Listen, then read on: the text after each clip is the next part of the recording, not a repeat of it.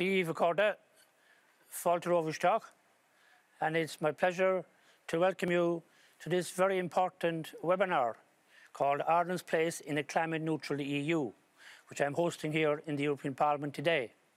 It had been my intention to host it live in Limerick, but unfortunately, because of COVID, we've had to change it here to the European Parliament. However, we're very pleased to have you all here, and I think it will be a very important and very positive outcome for all of us. So, in relation to what's happening today, I am very pleased to say that we have a wide range of attendees, and they're all very welcome, with the local chambers of commerce, elected officials, constituents, business people and civil society all represented. I would like to thank you for taking the time to listen to our very interesting debate. The European Union is currently undergoing an ambitious systemic change in how we produce, consume and store energy. Climate change is now rightly at the forefront of government minds across the world, and it is not hard to see why. In a year of intensive storms, floods and wildfires, it is clear that addressing sustainability challenges and climate change will be pivotal to the future growth of our economy, and the cost of inaction now will be exceeded by the costs of inaction in the future. So we have to move ahead quickly. That will mean that Ireland needs a secure, reliable and durable energy supply as part of a transition to a climate neutral economy. Yet it is also clear that we must keep the lights on as we switch to clean energy systems.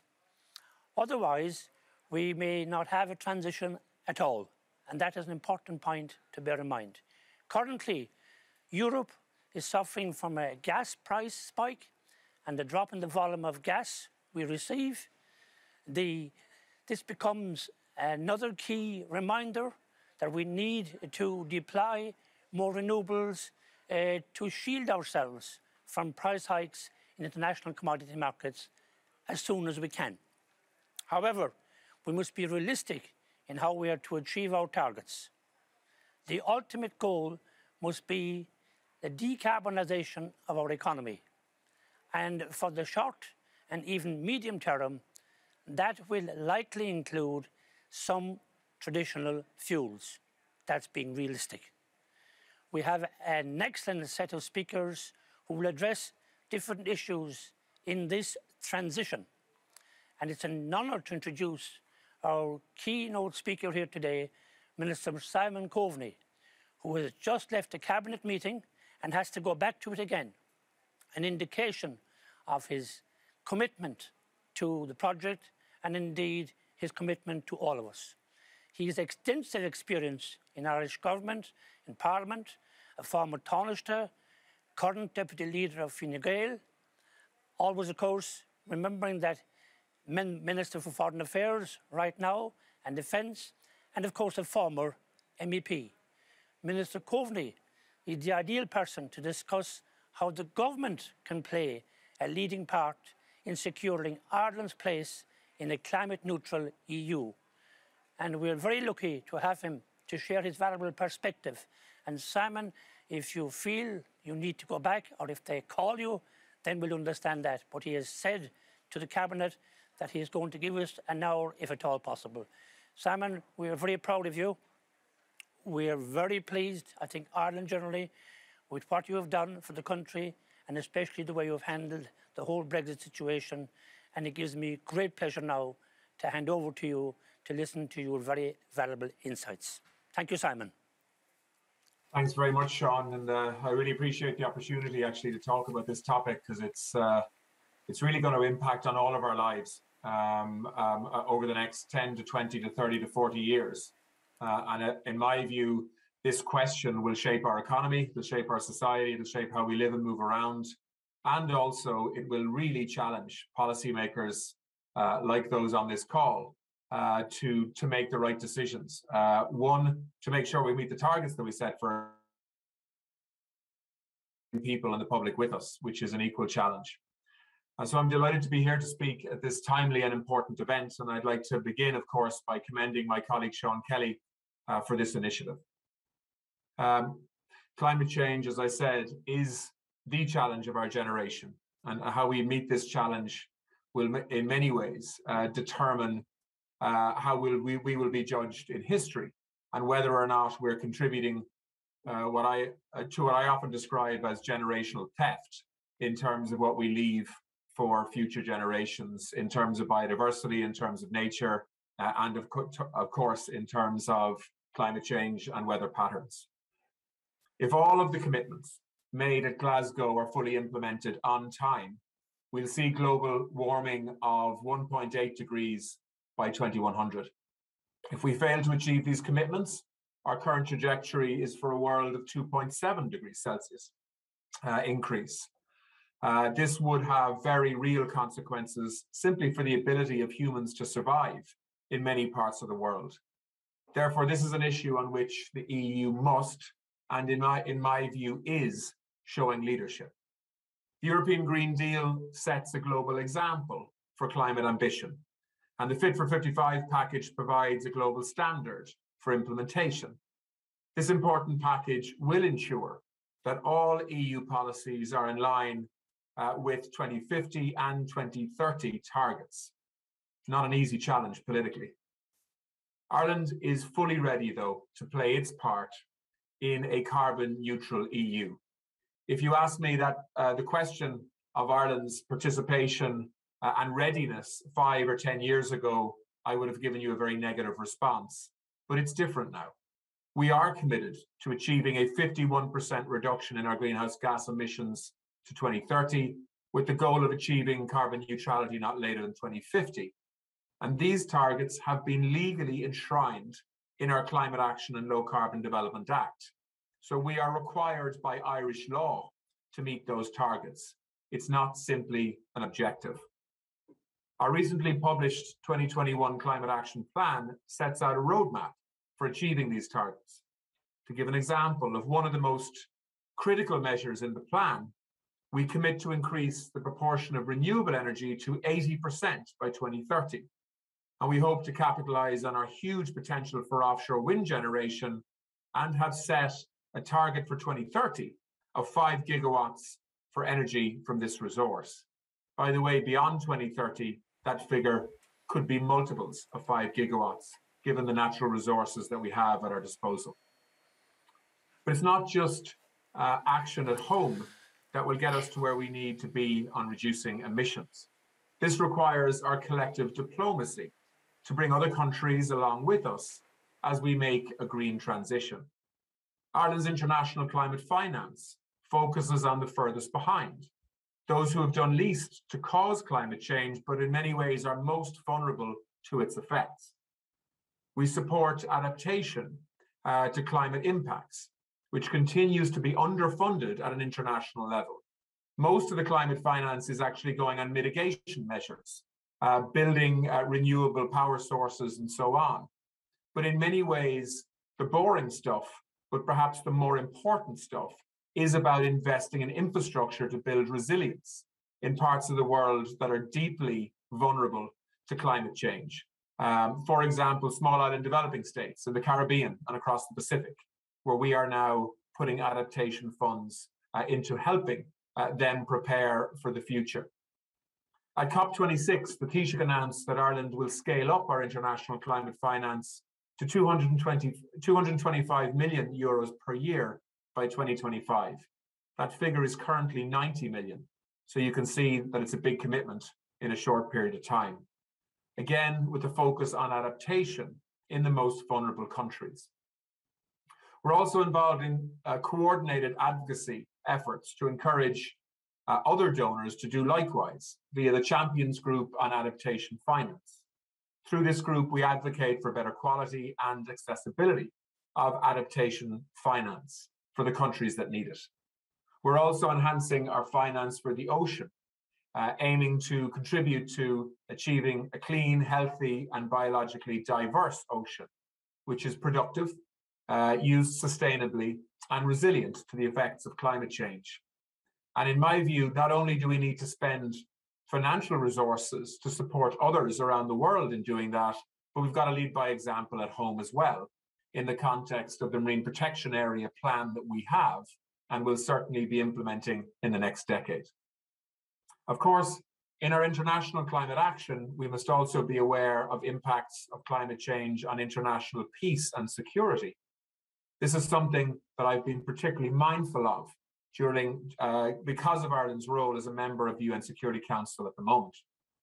For example, we have seen in the Sahel, particularly in the countries around Lake Chad, how conflict and climate combine to diminish the availability of and access to natural resources.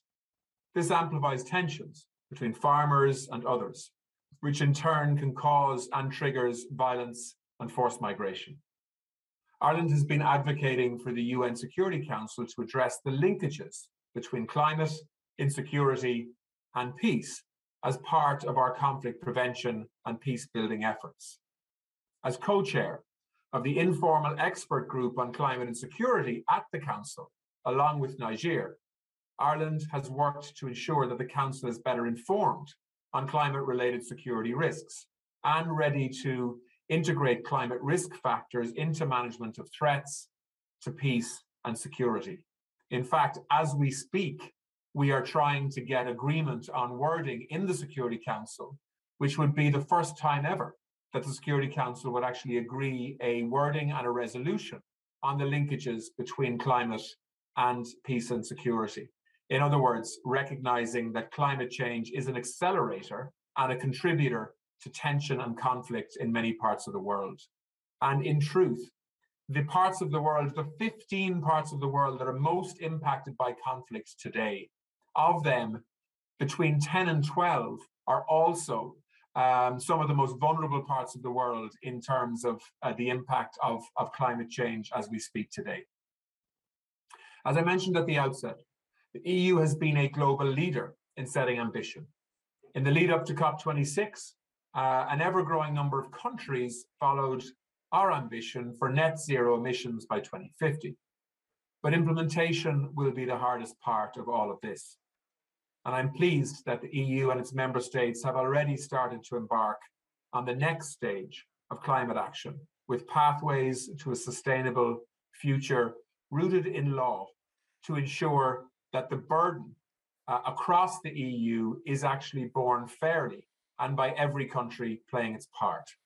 So I'm really happy to be able to present some thoughts today. I look forward to your discussion. In simple terms, Ireland is trying to lead by example in this space in terms of what we are doing domestically at home ourselves, both on land and at sea, and secondly, internationally, both within the European Union, but also within the UN structures multilaterally. We are trying to be a voice for change in the context of more ambition in terms of what globally needs to be done collectively in everything from climate finance to mitigation, to adaptation, to reduced emissions, and the extraordinary political challenges that many countries face in terms of both setting targets and then meeting those targets over the next 30 years or so. But the cost of failure here should not be underestimated.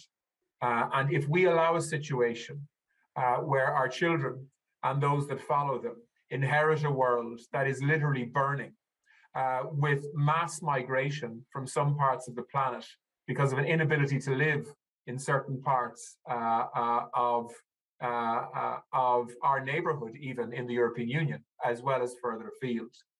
Well, I think history will judge us very, very harshly in terms of our inability to be able to do what's done or what's needed to be done politically.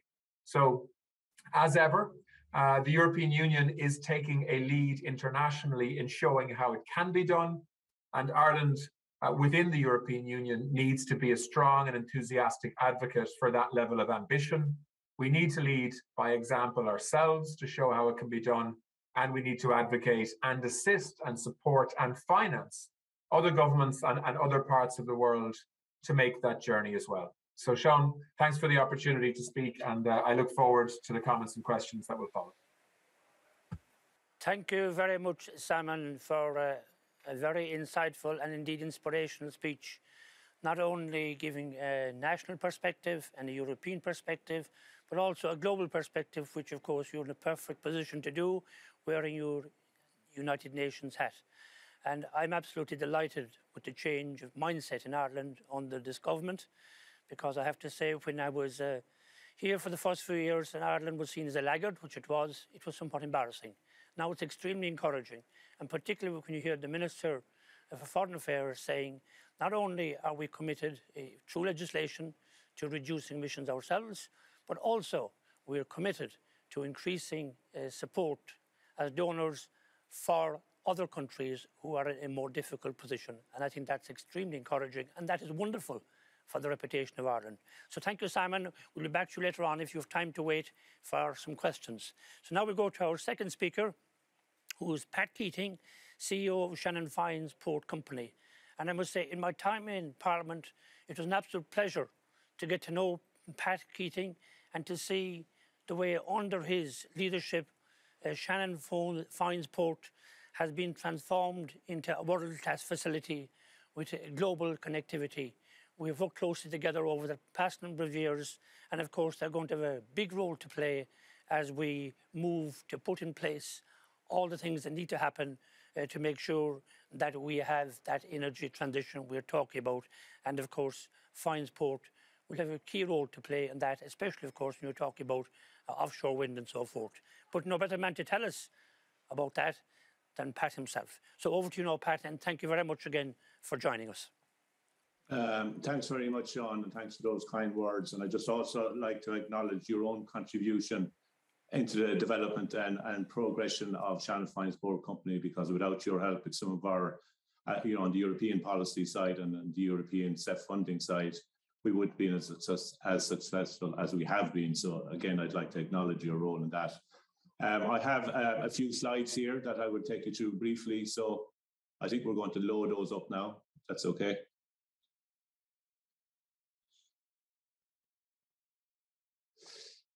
Yeah, so as I said, a brief slideshow.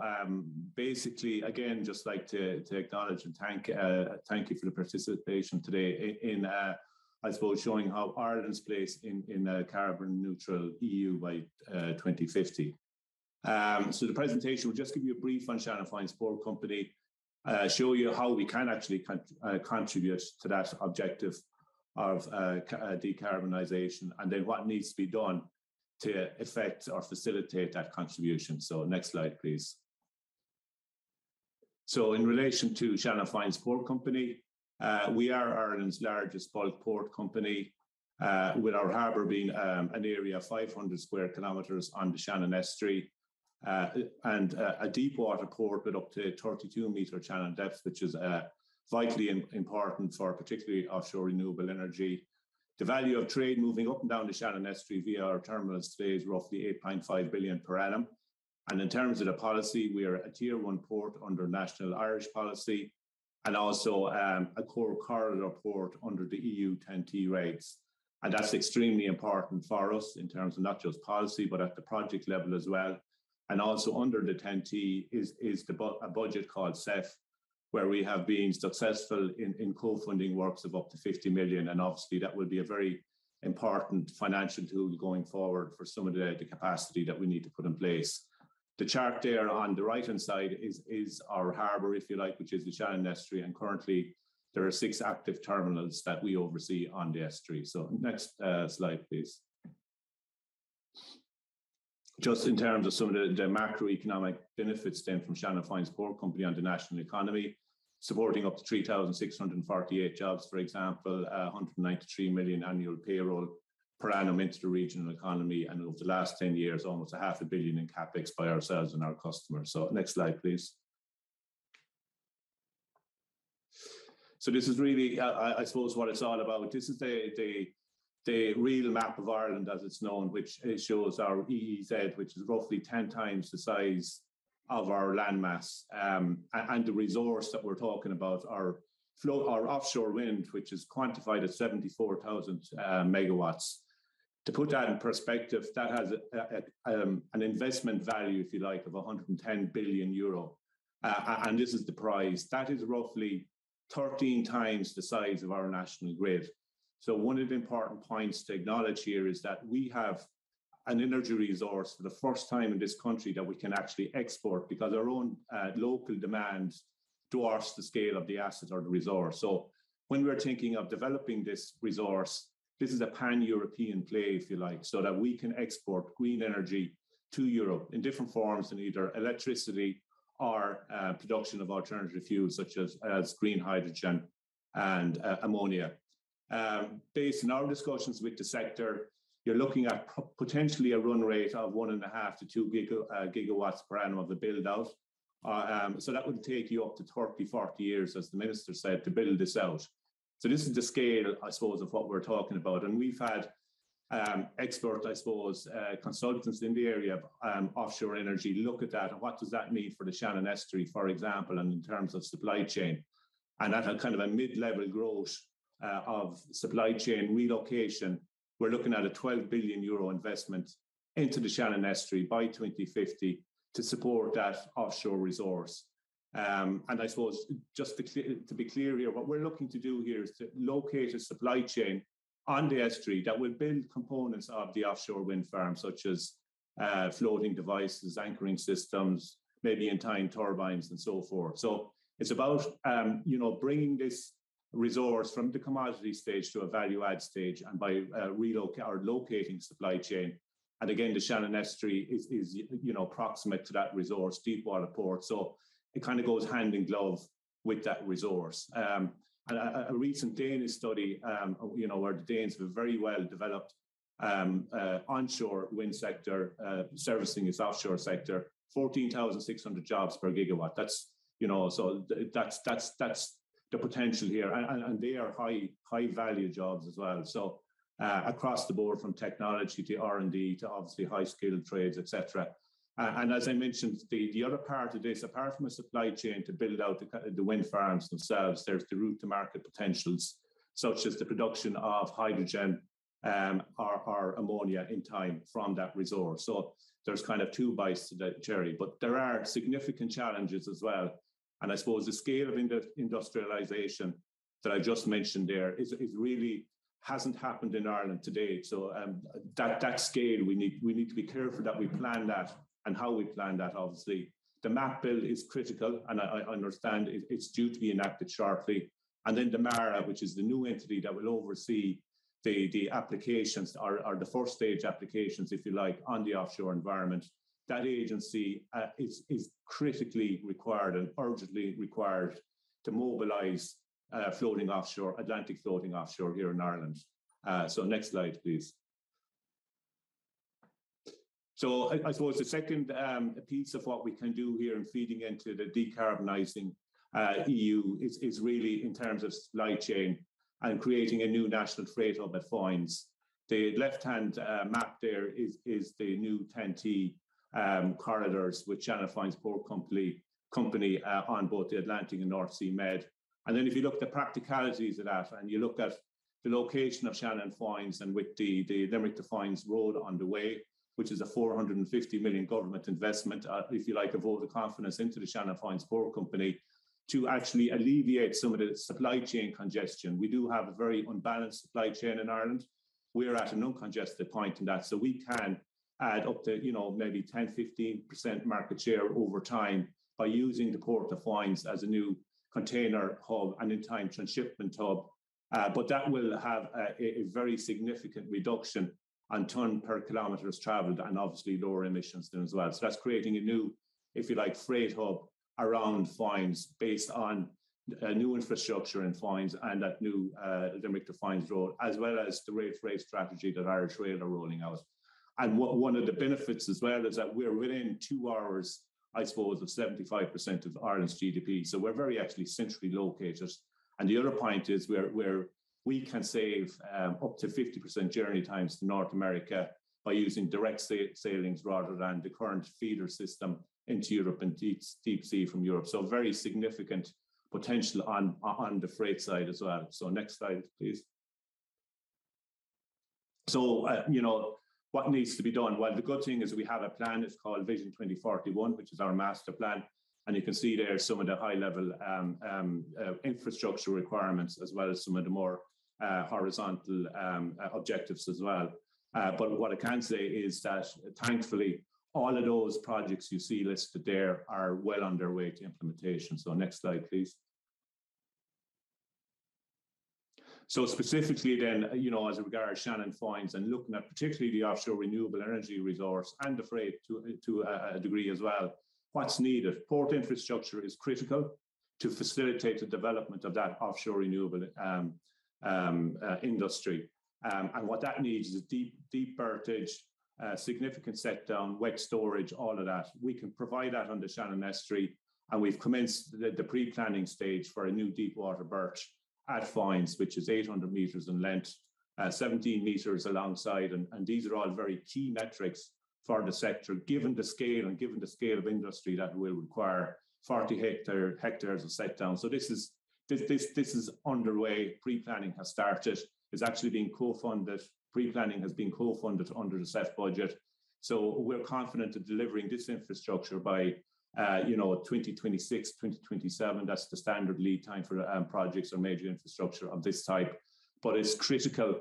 You know, the two things that are critical to deliver our offshore renewable sector are a very fit for purpose and competitive consenting regime, which we don't quite have yet. MARA needs to be set up urgently. You know, we do have a phase one under the MAP bill, phase one projects, but in order to realize the full resource, we need MARA set up very, very quickly once the map is enacted. I would say immediately, and that's the feedback we are getting from the big developers as well. And the other second piece of an absolute requirement is large-scale port infrastructure, which we can provide here in the Shannon Estuary, and we intend to do so with the likes of this project. Next slide, please.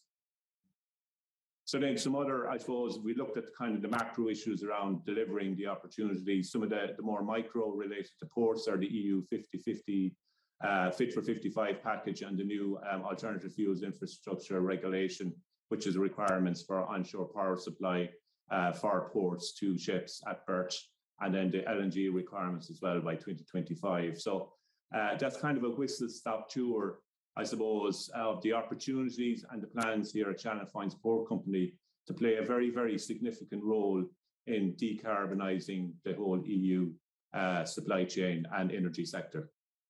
So thanks very much. Thank you very much, Pat, and I'm sure for many people that would be most interesting, because many people who would know a port exists, but they wouldn't know of all the progress that's been made, and above all, the opportunity that's there to help us reach our goals in climate, etc., into the future. So thank you, Pat, and I'm sure there'll be questions. Now I'll move on to our next speaker, and we're very honoured to have Claudia Canevari, who is the head of the Energy Efficiency Unit of DG Energy in the European Commission. And she's been working in the Commission for 25 years, and therefore has a wealth of knowledge in the area of energy efficiency and climate action. And we're very pleased to have her. And thank you very much, Claudia, for joining us. I'm sure all Irish listeners in particular looking forward to hearing you. Over to you now, Claudia. Thank you. Thank you. Thank you very much, Sean, and good afternoon to everyone. I'm really delighted. It is me who is honored to participate in this event. And I have to say that I'm really sorry that it was not possible to come to Limerick. I was there many, many years ago. I would have really liked to see the city again, but I hope that will be for a next time. As Sean said, I'm in the unit responsible for energy efficiency, and this is what I would like to concentrate about in my intervention today, because energy efficiency is a precondition for every decarbonization scenario, and it is really essential to prioritize it if we are to put Europe on the green transition path towards carbon neutrality in 2050, as highlighted in the European Green Deal. Because of that, as part of the Fit for 55 package that the Commission adopted on the 14th July this year to equip the EU with all the measures necessary to reach the decarbonization goal, there is also a revision of the Energy Efficiency Directive. And the reason for that is indeed to increase the role that energy efficiency needs to play. And this is done through a few elements that I would like to underline. There are many other measures, but I think it would be too many to be mentioned today. So the first one is that there will be a stronger focus on the energy efficiency first principle that needs to be applied in policy and investment decisions and requires a practical application in all these decisions. Then there is a binding EU target. Now we have an indicative target, but we think it is important to give a signal also to European citizens that the EU is taking its role very seriously as regards energy efficiency, and therefore it needs a binding EU target as well as there is a binding target for renewables and for climate change and for greenhouse gas emissions. National contributions to reach this EU target remain indicative, but they will be based on a formula that is based on objective benchmarks. And the reason why there is now, let's say, a guiding structure to identify national contributions is because this allows more transparency and allows member states to see what all the member states are doing in order to allow for more accountability of everyone concerned. Then there is an increase of the annual energy saving obligations in end use of energy, because this is a measure that has provided so far very good results, and therefore the Commission thinks that it is important to focus ourselves more on this provision. And then, however, as you know, we are looking to having a fair transition where nobody is left behind. Also through the Energy Efficiency Directive, we are putting more attention to addressing energy poverty. Energy efficiency is in fact the most single, or let's say the best policy in order to address energy poverty. And therefore, for example, member states will be required to take some actions to facilitate the life, the living conditions of vulnerable consumers. So this is really something that we consider very important. Another important aspect of this revision of the Energy Efficiency Directive concerns the public sector and its need to show to have an exemplary role. So there is an increased target, or there is a specific target for energy savings that need to be reached in the public sector. And also there is an increased obligation as regards the renovation of public buildings. And the reason for that is that not only that the public sector still has quite a way to go in order to become more energy efficient, but also because if the public sector is more energy efficient, this will be for the benefit of all. All of us will be able to benefit from the savings done in the public sector.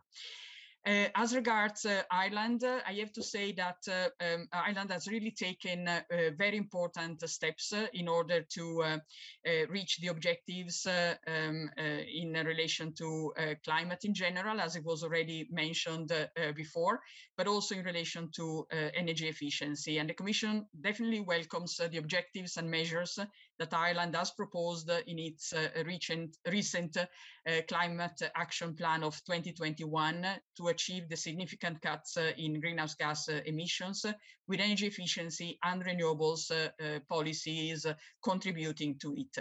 And I would like in particular to point out Ireland's ambitious plans for renovating its building stocks as outlined in its long-term renovation strategy.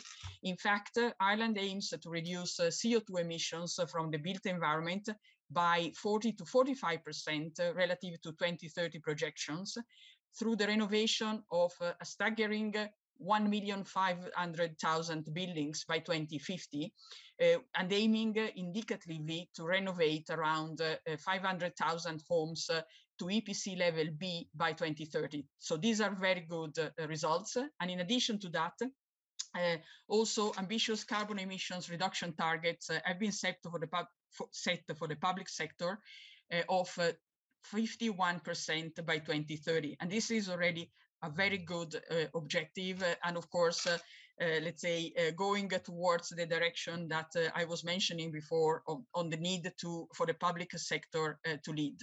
And that's not only in relation to buildings, not only in relation to the public sector, but also in relation to transport, where there is also an ambitious policy package in order to electrify the vehicle fleet and also to increase or to have let's say, a better modal shifts. And it's clear that all these measures require significant investments over the next years, but I would like to indicate that there is quite a lot of public financing already available, a lot of which comes from the Recovery and Resilience Facility.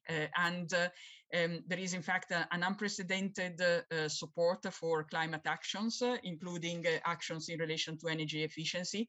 And we've seen already with the different recovery and resilience plans that were submitted by the member states that a lot of a lot of resources are devoted to deal with climate projects and including energy efficiency projects, notably, but not only in relation to buildings renovations. Additional funds will be available if the proposed social climate fund will be adopted. And in fact, the plan is to provide additional 72.2 billion in funds to member states for the period from 2025 to 2032 to support, amongst others, energy efficiency measures and investments, including the development of affordable energy efficiency renovation solutions, and also appropriate funding instruments to support vulnerable consumers. And in addition, of course, the cohesion policy funds will continue delivering, let's say, funds that could be used in addressing climate change and including energy efficiency projects. In the context of financing, I would like to stress one particular point. I mean, there are many that I could stress, but I would like to underline one in particular, which is ELENA. So it is the European Local Energy Assistance Facility, which is implemented by the European Investment Bank, and which has proved really successful in providing support to local and regional public authorities, as well as to energy services companies and local commercial banks.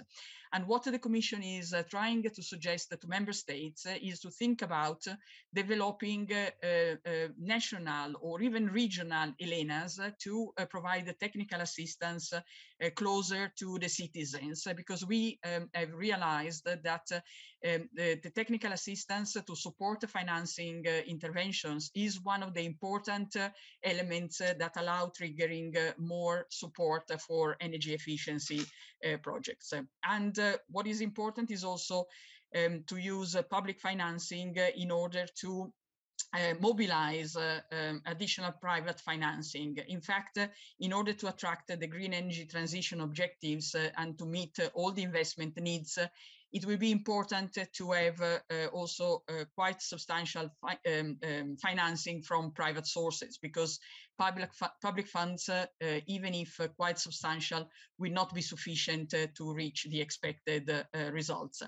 So to conclude, I would like to stress once more that energy efficiency really plays a key role in decarbonizing our economy and our societies, in particular in the context of the higher climate target of at least a reduction of at least 55% by 2030. But energy efficiency is also bringing many additional benefits, including addressing energy poverty and supporting vulnerable consumers.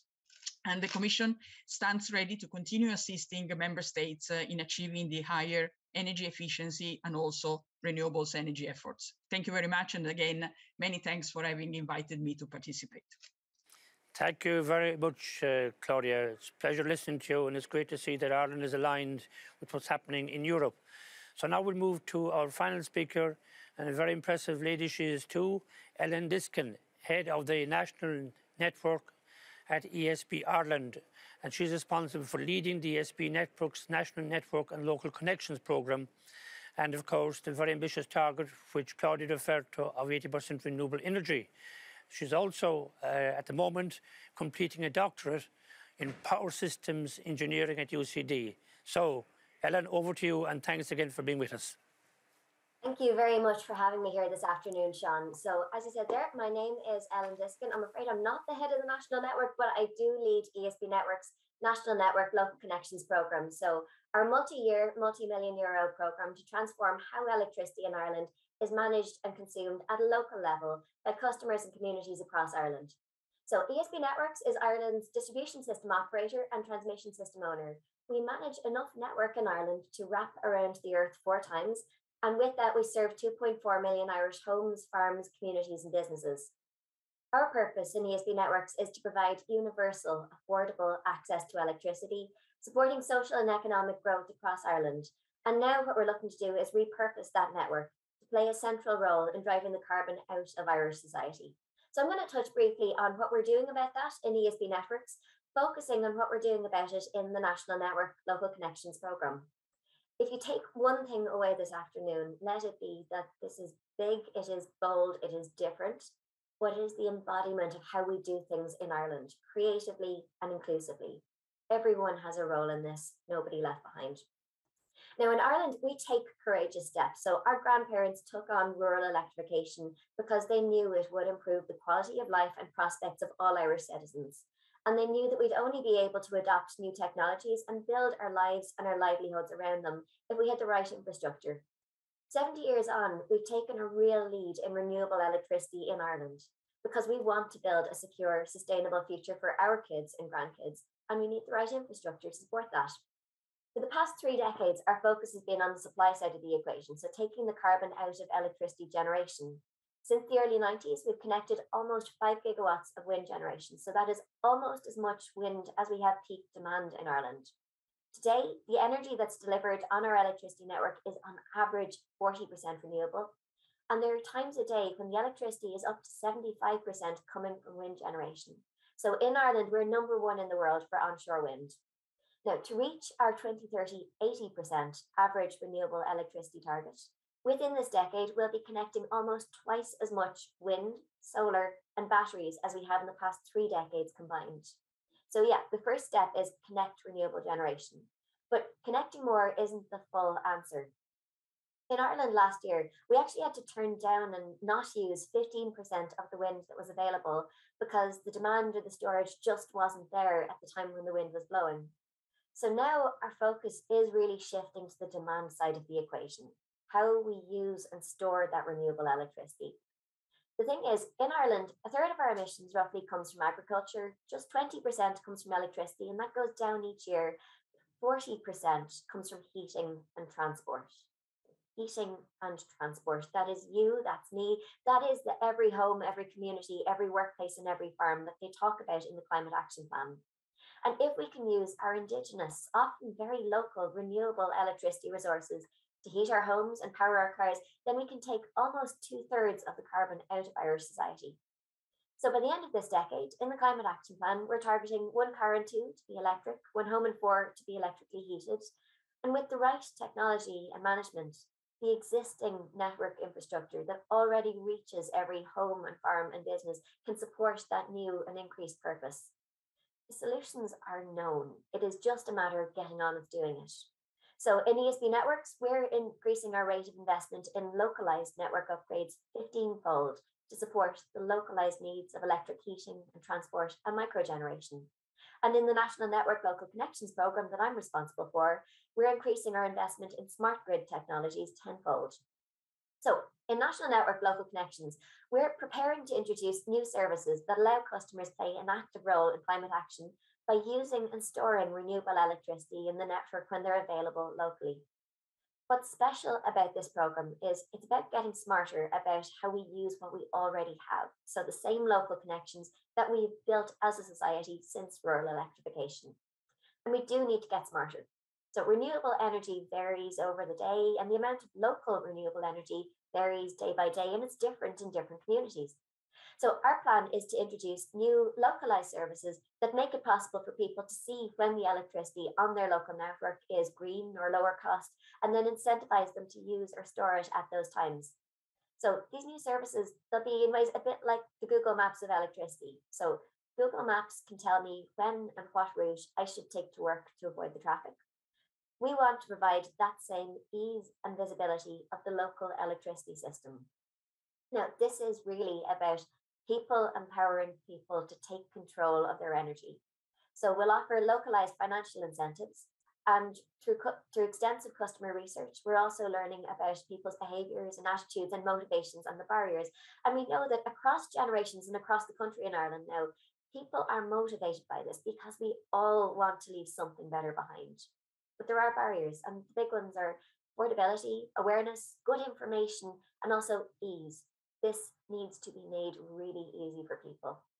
So in ESB Networks, we will work hand in glove with other organisations who have a role in making that work, like the SEAI, electricity suppliers, technology companies, and also the tradespeople who need to begin to install smart chargers and smart inverters when they're doing that energy retrofit. This isn't just about a small group of people.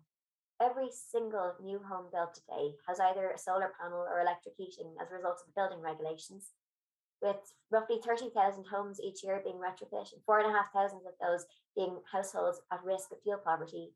This programme is about creating new opportunities for those households to reduce their carbon footprint and their costs.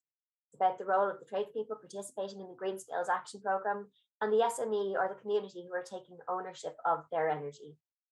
Over the coming 2 to 3 years, so starting early in the new year, we're beginning to roll out pilots across the country. And working with those different stakeholders, what we want to do is learn by doing, commencing a national rollout in late 2024. Now, over the past 2 months, we've held a public consultation on the programme proposals, and we have been staggered by the depth and the breadth of engagement. From major organisations to SMEs to individual householders, we have been privileged to receive ideas and guidance and also encouragement. So if anyone joining us on the line today has been part of that, thank you very much. And to anyone who hasn't yet, please join this conversation with us. Register your interest in the National Network Local Connections Programme at engagement@esbnetworks.ie. Thank you very much for your time, and I'm looking forward to the Q&A. Thank you very much, Ellen, and that was, again, most interesting. Now, there are quite a number of questions coming in, but I'm conscious of the time. So what I'll do is I will give one question to each of the panellists, and I will start with Minister Coveney. And Simon, when you have answered the question, you may leave because you have to go back to a cabinet meeting, a very important one, so we won't delay you. But there's an interesting question in here for you from Ian Talbot, Chambers Ireland. You probably know him. He says they're really... I do. Good. So he says they're really exciting opportunities, but what actions will be taken to ensure the planning authorities have the required skills and expertise to handle the complex applications they will be receiving to deliver the new infrastructure? A very interesting question, Simon. So, yeah, how do you see that? No, I mean, first of all, I think the context of that question is a recognition by Ian that there's going to be an extraordinarily amount of infrastructure change needed to deliver the targets that we've set for ourselves. So, you know, if we're going to produce 5 gigawatts of wind offshore, the investment in the grid that's needed to facilitate that, the physical investment in actually building that infrastructure, hopefully in ports in Ireland, like Foynes and Cork and others, and the servicing that will be needed from those ports. And then the connections that are going to be needed for that scale of infrastructure, as well as actually the investment in grid infrastructure that's already in place in terms of interconnection, is really very significant. And so we are at the moment setting about ensuring that we have a licensing system and a permitting system that's fit for purpose. It's taken us far too long as a country to put a proper foreshore licensing system in place. That is now, actually, the week that's just passed has seen the new legislation around foreshore licensing pass in the Oireachtas. We need to set up a new, Mara was referred to earlier, that's the Marine the new marine regulatory body, which will effectively deal with the kind of detail that Ian is talking about in terms of streamlined licensing decisions.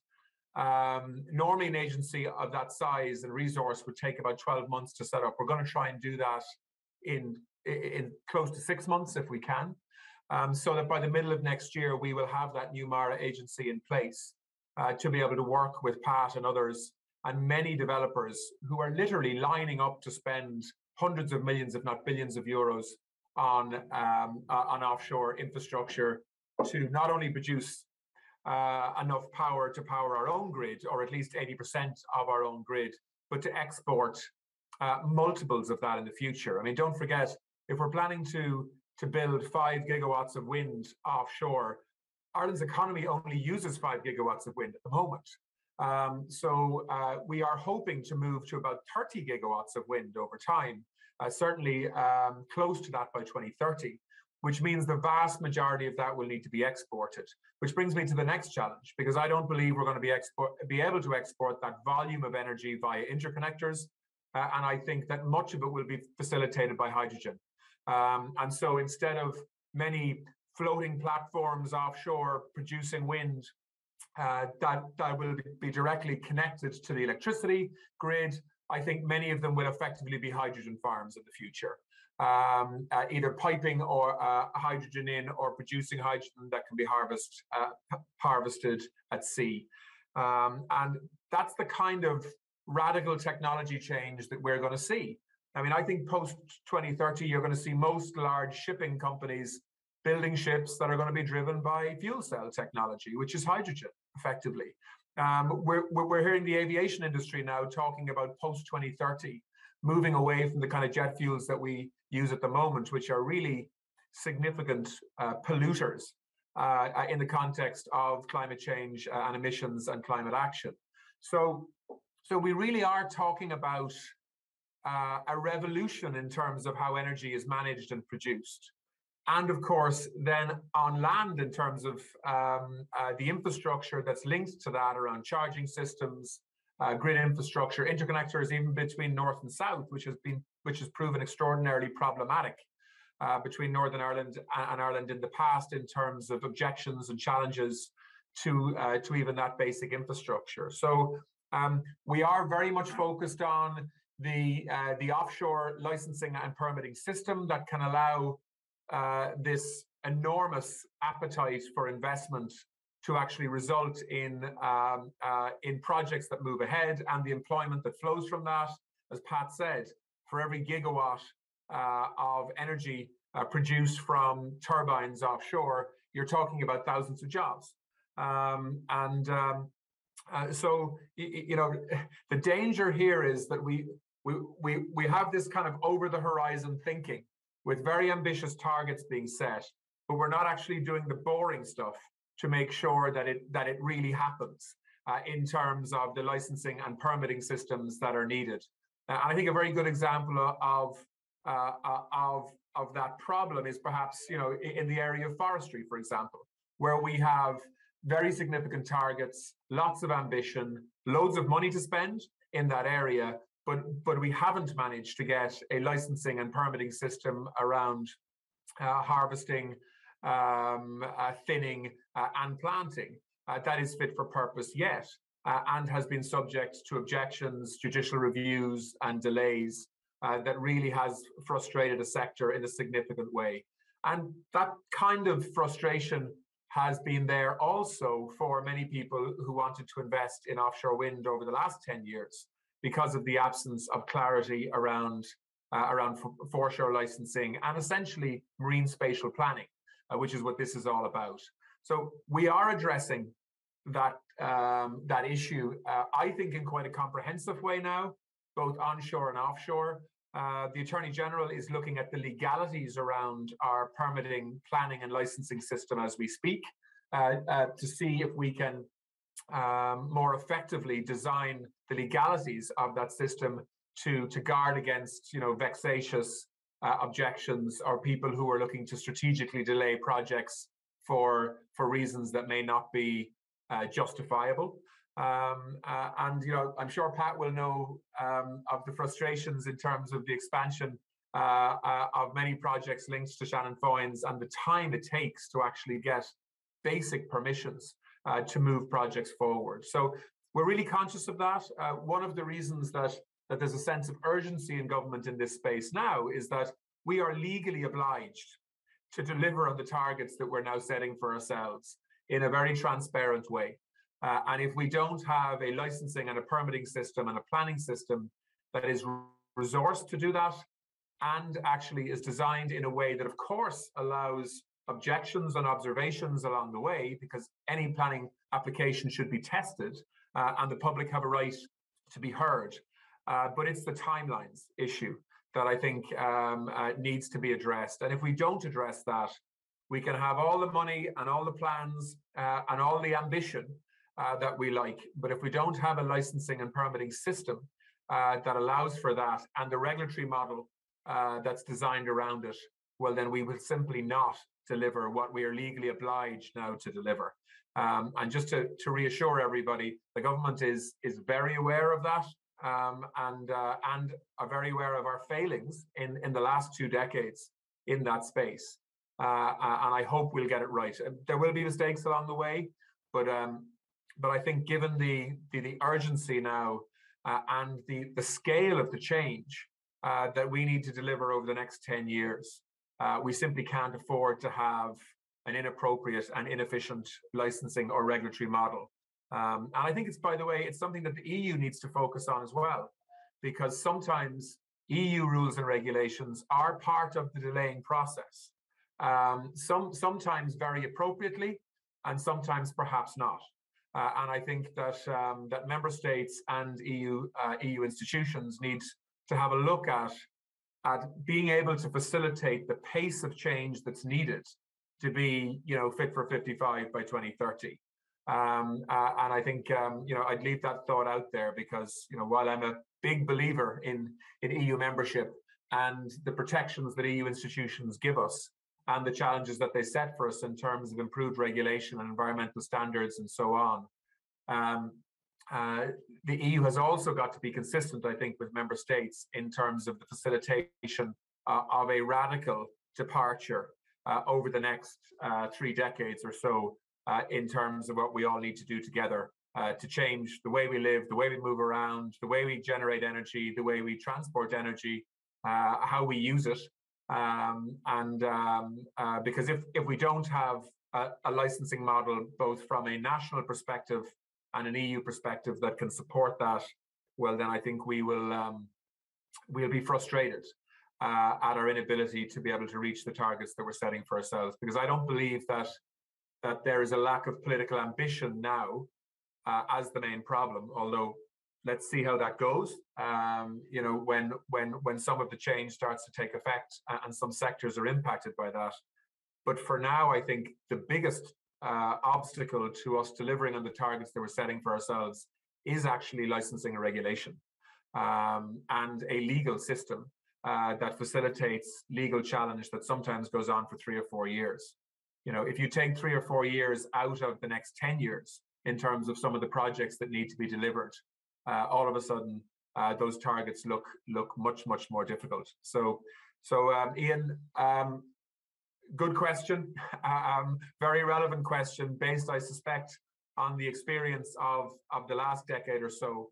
But I do think when you look at what we're doing offshore now in terms of planning and infrastructure, and I mean regulatory infrastructure for decision making, and when you look at what we're trying to do on land around the planning system, and even in terms of things like forestry around trying to improve the licensing system there as well, I think there's a real appreciation within government that regulatory decision making and licensing has been a big problem, and we're looking to address it piece by piece. Thank you very much, Minister Coveney, and we really appreciate the comprehensive way you answered the question. I think facing up to the problem is the first way to deal with it, and definitely what you said there about planning, etc., is something we'd all agree with. Also, I think, Pat Keating, we're very happy to hear you saying that MARA is going to be set up next year. And that brings me to the next question, which is for Pat Keating. It comes from Councillor Joe Garrahy. And Pat, the question is there compatible planning in ensuring the jobs and benefits will be leveraged locally in the area to have sustainable communities living in rural areas? Okay, Pat, over to you. Thanks, Seán. Absolutely. I'd just like to, again, remark on the ministers and the government's commitment to set MARA up, because at the moment you cannot get any surveying done beyond 12 nautical miles. So in order for that industry to mobilise and inform its projects, it needs to get out there, start doing a site investigation type work surveying. So that commitment from government to 6 months for MARA is great to hear. It's heartening to hear, and I think that's what the industry needs. So to answer the question about collaboration and the local supply chain and local jobs, absolutely. The intent is that there will be FDI involved in this, but with the viewpoint of having local expertise employed. And as part of, I suppose, our plans on this, we have engaged with the universities, for example, on both the technology side and also on the skills side, to ensure that we have a workforce that's fit, ready and qualified to actually assist and be able to help the industry resource itself, if you like, with the highly skilled labour force that is going to be required. And as I said in my presentation, looking across Europe, where you have very well defined onshore supply chains feeding the fixed offshore environment, those jobs range from engineering to technology to skills, trades, to marine transport. So very diversified, highly skilled, and it is absolutely our intention. And there is a lot of focus on that area, that that Ireland will be able to supply the skilled labour force to actually support that resource, because again, that's going to be a critical part of it, that we want to relocate the supply chain here, but we're going to have the people to work in those facilities that have got the requisite skills. So, and I suppose the other thing to bear in mind about this, the scale of this, as I mentioned, is so vast that, this is not just about the whole Shannon Estuary, the ports in the Shannon Estuary, the different terminals like ESB Money Point. This is a collaborative team approach. And the Atlantic resource is it's bigger than any one port as well. Like there's room here for all of the ports along the west coast, Galway, south coast, Cork as well, that we have to really play as a team here, because the scale of industrialization and the scale of the resource out there is so great that if we are to be successful in and this is all about decarbonisation, that we have the resource to assist not just Ireland but Europe. That it does require almost an all of government plan and strategy to ensure we actually maximise our asset, our resource to decarbonise. Thank you very much, Pat. And now a quick question for Claudia, and something I would be very interested in myself. This question has come in. Claudia, how much of a role will decarbonising member states' building stock play in the EU path to climate neutrality? So, Claudia, you might be able to answer that in a couple of minutes. Thank you very much. Thank you very much, Sean, and thank you for the question. I mean, buildings are a key area that needs to be addressed if we wanted to reach our decarbonization goals. They consume a lot of energy. I think it's, if I'm not mistaken, it's something about 70%, mainly in relation to heating and cooling, and especially heating, I have to say, although unfortunately the needs for cooling are increasing. So without addressing the building stock, there is no possibility of reaching our decarbonization goals. And this is why there are provisions in the Energy Efficiency Directive as regards this area, but there is also a dedicated instrument, which is the Energy Performance of Buildings Directive that was adopted already. I think the first was in 2010, and the Commission is preparing a revision of this directive in order to make it fit for the purposes of the higher objectives that we have. And this revised directive should be adopted by the Commission on the 14th of December. So we are really putting a lot of emphasis on that. And what is interesting is that the majority of, as I think I briefly touched upon in my intervention at the beginning, the biggest part of the, let's say, energy efficiency projects within the recovery and resilience plans prepared by the member states are related to buildings. And what is also important, and I think is really a key aspect, is that by improving the energy efficiency of buildings, we are not only saving energy and reducing greenhouse gas emissions, but we are also improving the living conditions of people. So let's say the advantages are really, really enormous. It's healthier living conditions are also decreasing health problems and therefore have multiple benefits for in general for citizens specifically and for the society at large, of course.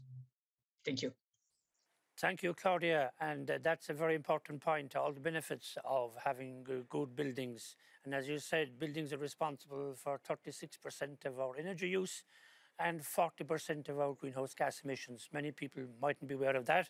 So that's going to be a very important aspect as we move forward. Final question for Ellen. Ellen, it comes in here from Michael Keating, who was very pleased to hear you say about what is going to happen. But he says then, how much will the average household electricity bill decrease by if what you hope will happen happens? And of course, people are very conscious of electricity prices as of now. So, Ellen, you might be able to throw a rough estimate of that. Thank you very much. Okay, maybe to talk about that. So firstly, what I've been talking about, but also what Pat's been talking about, what Claudia has been talking about, it will actually take a lot of investment. Now, again, I spoke a lot about getting smarter about using what we've got. What is wonderful is that even with some really substantial increases in investment, there are opportunities to manage costs down and keep them relatively flat. So I suppose the thing is that the current energy cost increases, they're probably just showing us why it is so important to begin investing in a sustainable long-term strategy today. And the thing about Ireland's climate action strategy is that it's not the only strategy to take the carbon out of Irish society, but it is the most effective one because it predominantly uses infrastructure we already have, energy resources, so wind, sun, storage that we have in abundance. But if we want to do this the quickest and most cost-effective way, that speaks to Michael's question, we do need to get smarter and start repurposing what we have. So in the case of my program, repurposing the network infrastructure. And what I mean is, repurposing times as well. So if we can use dishwashers or charge cars at times when costs are down, then we can drive our costs down individually. Now, I mentioned that investment is needed, but even with that, there are ways to keep the costs down. So a great example of that is network infrastructure costs. So roughly 1/3 of your electricity bill is in the network. And we've done a body of analysis into the network costs and benefits of using electricity network for heating and transport. And what we discovered is that while we will need to invest in the infrastructure to support heating and transport, the cost per unit for the network portion of the bill actually remains relatively steady or even marginally but declines because we're using the infrastructure an awful lot more. And also between now and the point where we're fully electrified in Ireland, we can save in excess of €1 billion in network upgrades if we can use the network, like you said, in smarter ways. So using it when there's less traffic on the network or there's a lot of local microgeneration. So I suppose coming back to the question, it's not necessarily that we're saying costs are going to come down so much as this is the most cost-effective way of doing things. But back to what I spoke to in our program, what we're projecting is figures now, like say 50 to 80 euro per annum for a domestic household, which put in context could be say 10% of the annual bill charging an electric vehicle could be brought down just by using the electricity system at times when there's more available. So I hope that helped speak to the question. Thank you very much, Ellen. So I think we've gone a small bit over time and we're broadcasting here from the 3rd floor of the European Parliament building in Brussels. So it remains for me to thank you all for attending. Those of you who have sent in questions or want to send in questions, if you email them to my office, we will forward them to whatever speaker you indicate you want to answer the question, and they will get back to us, and then we will forward the answer to you. Because I'm quite sure there are some questions, and I could just see some of them coming in there, which we weren't able to get to. But we want to facilitate people who want to ask a question of one of the panelists, and then we'll be able to do that in written form. I'd like to thank everybody who has attended. We hope maybe to do something else again as we move forward in this very important topic. I think it's been very positive today. We see enormous challenges, but also enormous opportunities. And if we work together with the European Union, I think we'll make massive progress. I'd like to thank my office here for organising this event. I put a lot of work into it. As I said, we hoped to do it in Limerick, but we weren't able to. But hopefully in the next one, it will come live from the Ireland South constituency. So with that, I think I will close. Thank the technical staff here who are always so helpful and ensuring that everything goes right. So to you all, thank you very much. Look forward to Ireland continuing its leadership in this area now that we have thrown the title of laggard well behind us. So to you all, thank you very much and have a nice weekend.